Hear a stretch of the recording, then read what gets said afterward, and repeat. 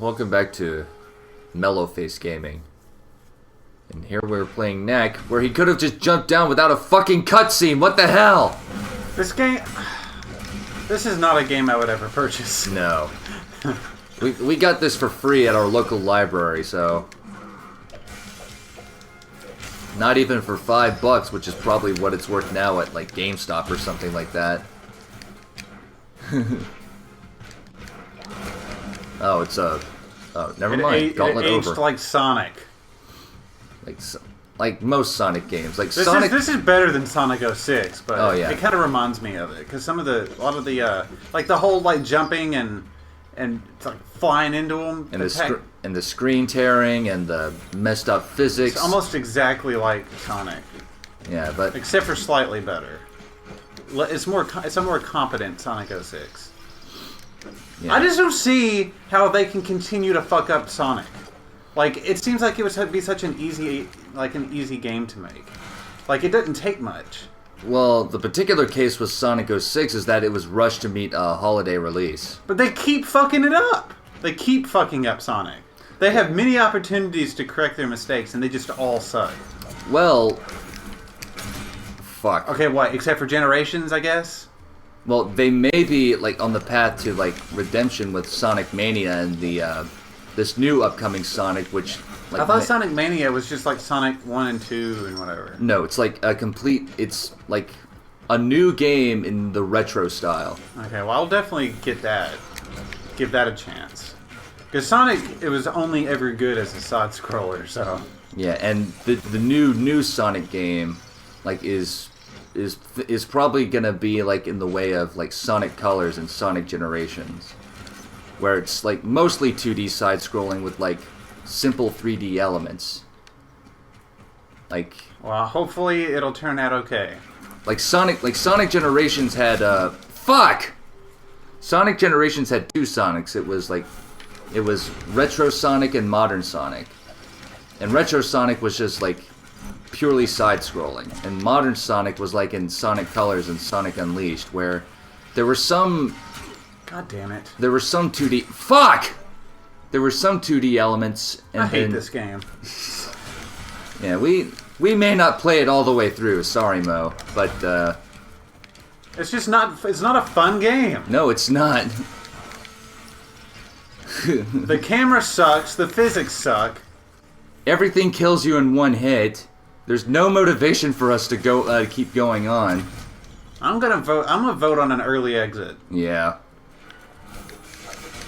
Sorry, Mo, but, I mean, you got what you wanted, was for this game to irritate the shit out of us, so you got that. You're a troll and you got what you wanted. We just, I don't have any motivation to finish this game. No, not me neither.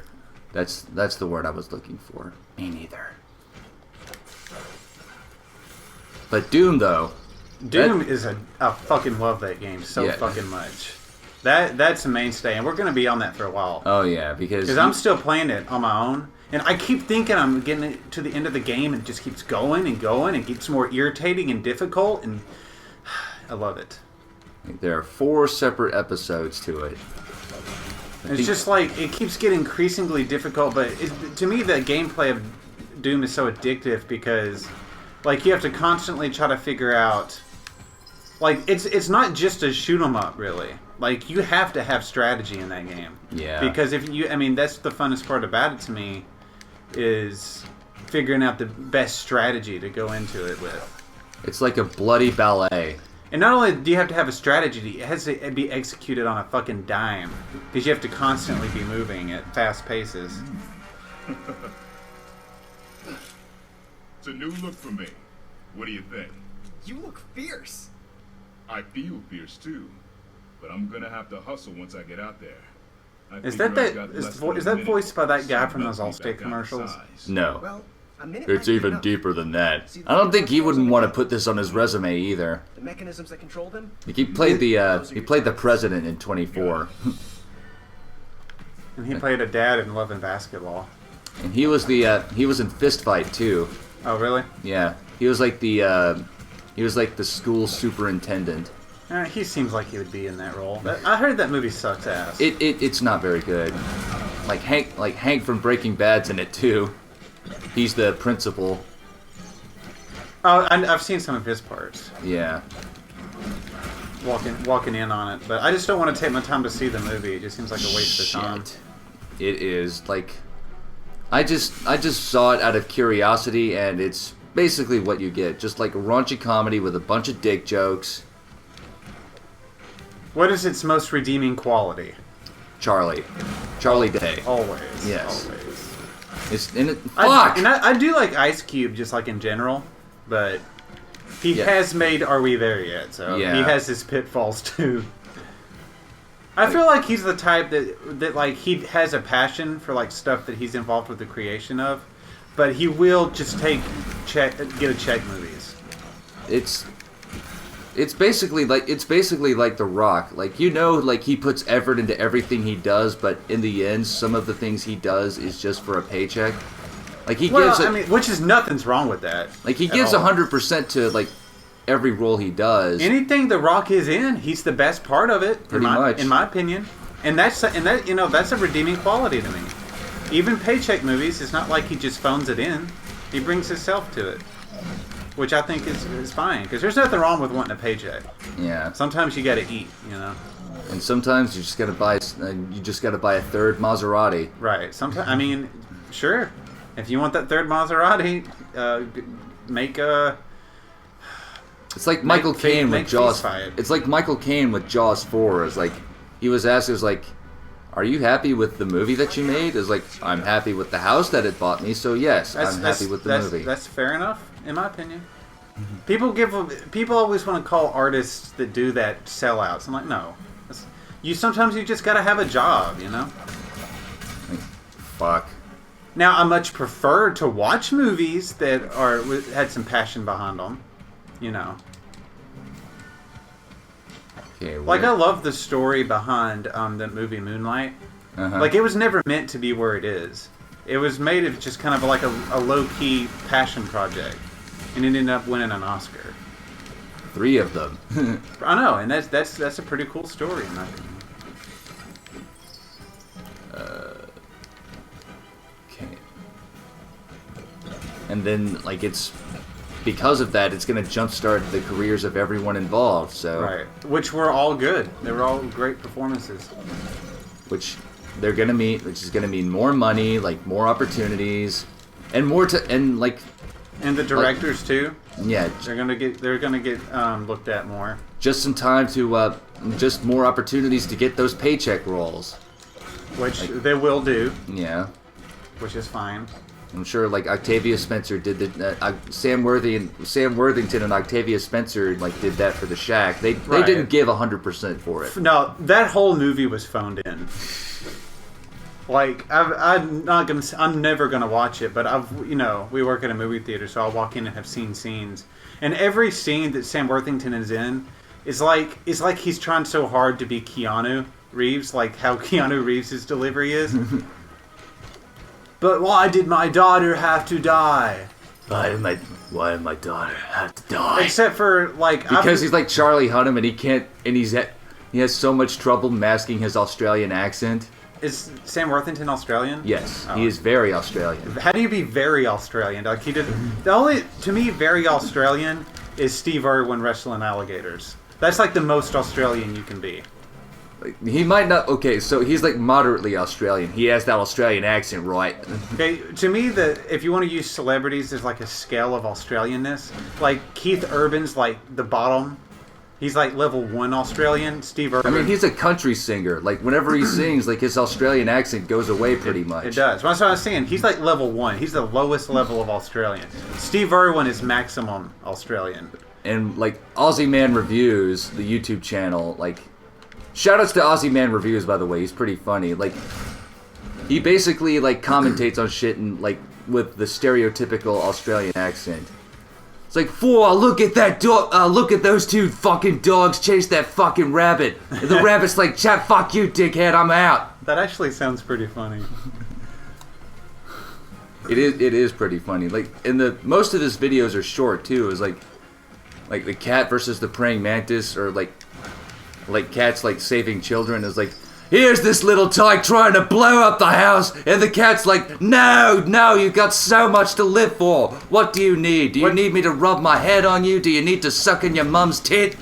What do you need? I'll get it for you. What does he review?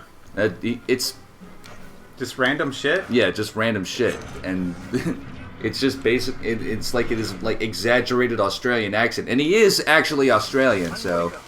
That helps. Shit. Hey, some people fake shit.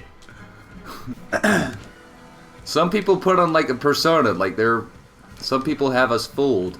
But no, he's like, he's just a rowdy Australian dude, like commenting on shit. Like, I never would have guessed Liam Neeson was Irish until I heard him like in an interview. He's super Irish. Yeah. Like, okay, going back to the Australian scale. One is Keith Urban, 10 is Steve Irwin. Steve Irwin. 1 is Keith Urban. I would put Sam Worthington probably at maybe a 6.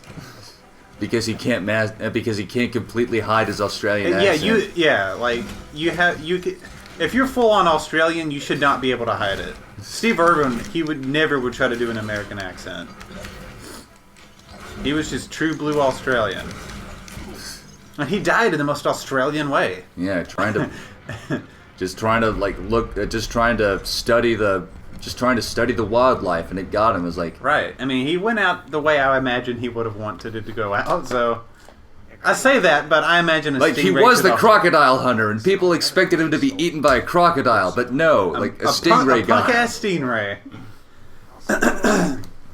Looks like you'll need to take the long way. But he put his head in between his jaws. Is like, if I make one wrong move, I'm done for. So he knew what he was getting himself into. Right. Crikey. Did you see Steve Irwin?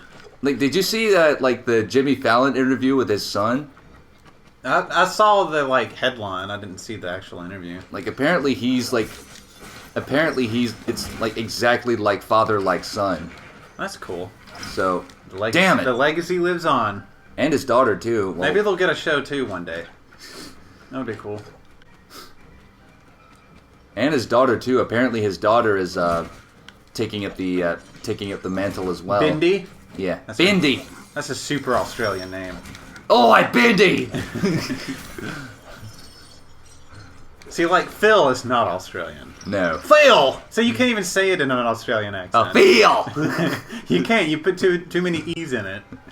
It's impossible. Aaron's definitely not. Oh, Aaron! Aaron! I mean, Aaron's closer to it than Phil is, but especially when it's spelled with one A. It's like, Aaron! You done fucked up, Aaron! You sounded like Jason Statham when you just said that.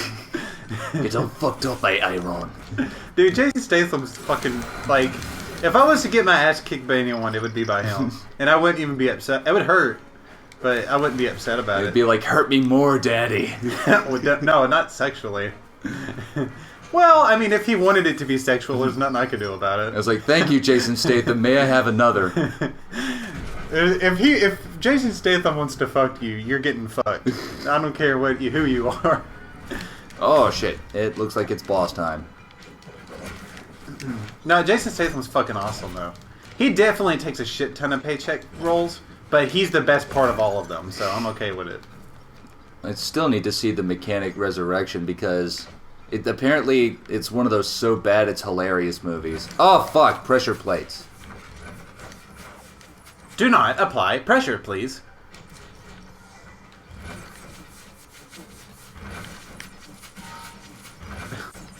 I want this to be our last episode of this. I'm just putting that out there. Alright. Well, it's almost over. I'm ready to just play a game that doesn't suck. Alrighty then. Gonna take this back to the library so I don't have to keep renewing it over and over again. Let some other unfortunate person play this super... This game was outdated 2 days after the fucking PS4 came out. Poor unfortunate... There it is! Oh, the first one. Damn. I thought I was really going to have a clean sweep, to be honest. Nope. It didn't happen. You could have... Maybe you could have held it in. I'm not sure. When I get a verb, it's coming out. Don't like harbor in the Don't ever harbor in gas. It's gonna hurt. Yeah. It's not good for you. It causes abdominal pain, doesn't it? Hell yeah.